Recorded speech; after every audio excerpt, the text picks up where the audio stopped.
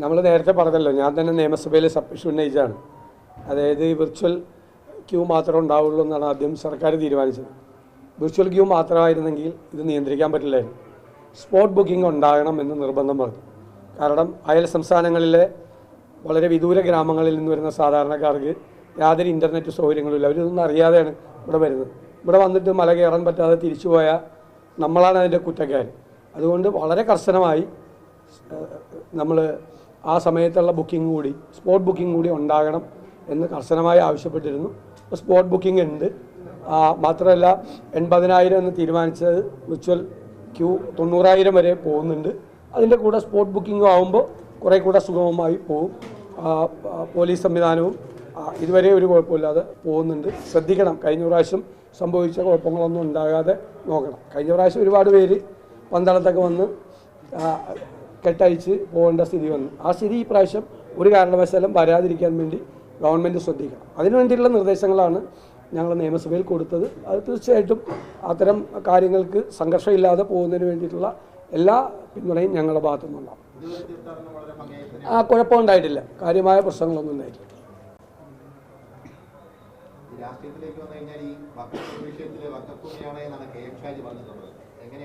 അല്ല, അത് Shri P K Kunjali Sahib മറുപടി പറഞ്ഞില്ല.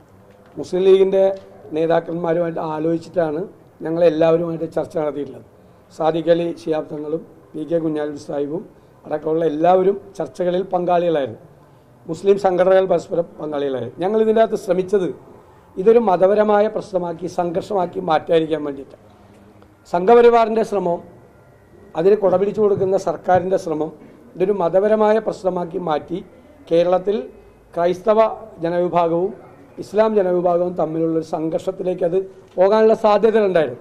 ആ സാധ്യതകളാണ് ഇല്ലാതാക്കാൻ വേണ്ടി ഞങ്ങൾ ശ്രമിച്ചത്. അതിലേറ്റവും വലിയ പങ്കുവഹിച്ച ഒരാൾ പാണക്കാട് സാദിഖ് അലി ശിഹാബ് തങ്ങളാണ്.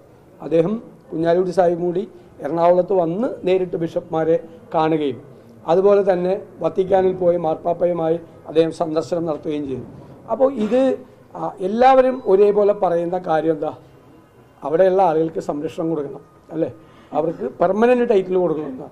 ആ പെർമനൻറ്റ് ടൈറ്റിൽ കൊടുക്കാൻ വേണ്ടിയിട്ടുള്ള സംവിധാനത്തെക്കുറിച്ച് ആലോചിക്കണം.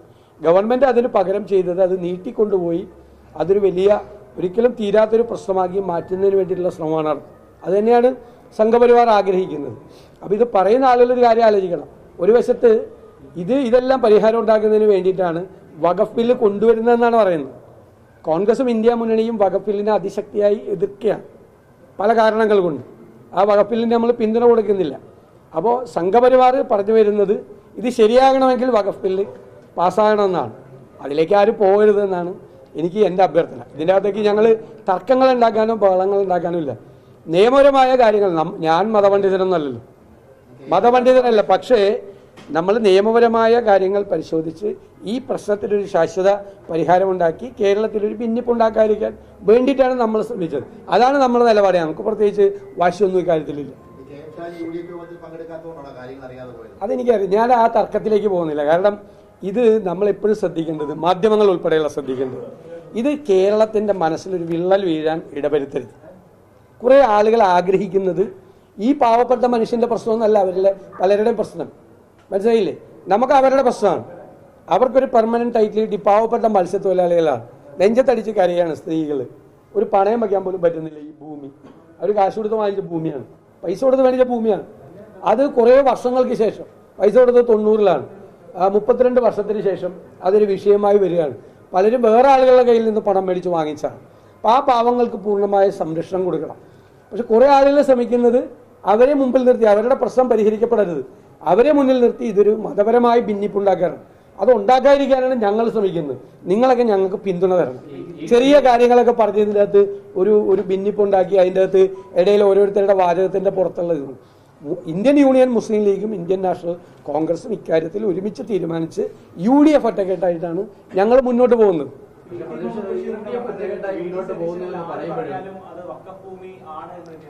അത് അദ്ദേഹം പറഞ്ഞോട്ടെ. നമ്മൾ പറഞ്ഞല്ലോ, ഇന്ത്യൻ യൂണിയൻ മുസ്ലിം ലീഗിൻ്റെ അഭിപ്രായം കൂടി കേട്ട് കഴിഞ്ഞിട്ടാണല്ലോ ഞങ്ങൾ സംസാരിക്കുന്നത്. ഞങ്ങളെല്ലാം ഒരുമിച്ചാണ് ഇതിൻ്റെ തുടക്കം മുതൽ തന്നെ ഇത് ചർച്ച ചെയ്യുന്നത്. ഇതിൻ്റെ അകത്തൊരു വിവാദത്തിൻ്റെ ഒന്നും പ്രശ്നമില്ല. ഞാൻ പറഞ്ഞത് നിയമപരമായ കാര്യങ്ങളെല്ലാം പരിശോധിച്ചതിന് ശേഷമാണ് ഞാൻ ആ വിഷയത്തെക്കുറിച്ച് പറഞ്ഞിട്ടുള്ളത്. ഇവരെല്ലാം മനസ്സിലാക്കേണ്ടത് ഈ വഖഫ് ബില്ല് പാസ്സാക്കിയാൽ ഇപ്പോഴുള്ള വിവാദ ഭൂമിയായ സമ്പലിൽ വരെ പ്രശ്നമുണ്ടാവും. ഈ സമ്പലിലെ ഭൂമിയിൽ വരെ പ്രശ്നമുണ്ടാവും ഈ വഖഫ് ബില്ല് പാസ്സായ.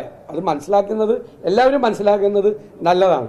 ഈ എല്ലാവരും പറഞ്ഞ് തർക്കിച്ച് അവസാനം സംഘപരിവാറിൻ്റെ ഒരു അജണ്ടയുണ്ട്. ഈ പ്രശ്നങ്ങളെല്ലാം പരിഹരിക്കണമെങ്കിൽ ഈ വഖഫ് ബില്ല് കൊണ്ടുവന്നാലേ ഇത് പാസ്സായാലേ പരിഹരിക്കുള്ളൂ എന്നുള്ള സംഘപരിവാറിൻ്റെ ഒരു അജണ്ടയുണ്ട്. ആ അജണ്ടയിലേക്ക് എല്ലാവരും എത്തിക്കാൻ വേണ്ടിയിട്ട് അവർ ശ്രമിക്കുകയാണ്. ആ കെണിയിൽ എല്ലാവരും വീഴാതിരിക്കാൻ നോക്കുക. അത്രയേ